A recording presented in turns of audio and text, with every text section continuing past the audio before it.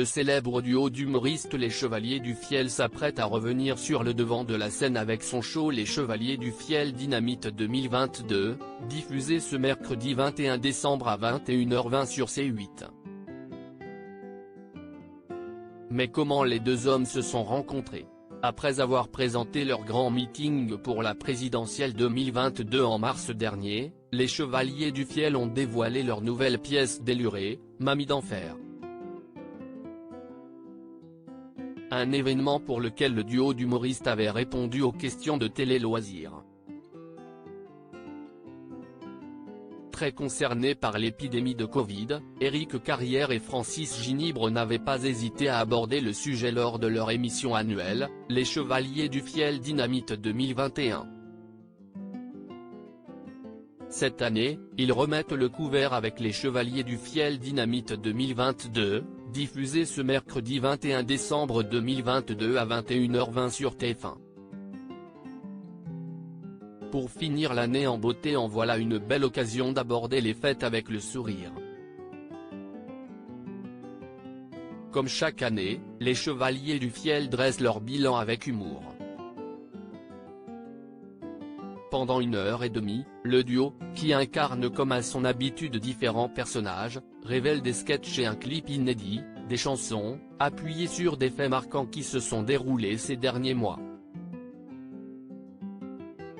Enregistrée en public, l'émission aux accents délirants incitera les téléspectateurs à se questionner sur l'année écoulée, toujours avec le sourire, évidemment.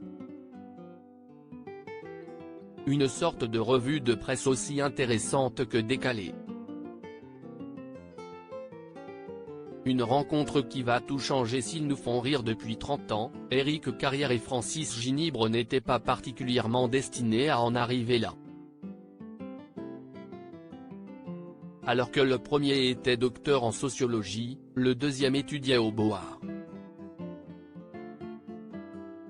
Au début des années 1980, Éric Carrière joue dans un petit théâtre à ses heures perdues, et cherche un batteur pour l'accompagner. Francis Ginibre, passionné de musique, saisit l'occasion. L'alchimie entre les deux artistes opère instantanément. Leur folie humoristique les rassemble et ils décident rapidement de créer les Chevaliers du Fiel. Tous les ingrédients sont réunis pour réussir. Ils commencent à se produire dans une cave spectacle à Toulouse, avant de rejoindre la capitale en 1995. Avec près de 30 spectacles à leur actif, une chanson culte La Cime Camille, ou encore l'ouverture d'un restaurant, Éric Carrière et Francis Ginibre ne se sont jamais relâchés depuis les années 90. Un pari réussi. À lire aussi Les Chevaliers du Fiel, Mamie d'enfer sur C8, des plus célèbres, comme Johnny Hallyday, aux moins connus, les gens connaissent des problèmes d'héritage.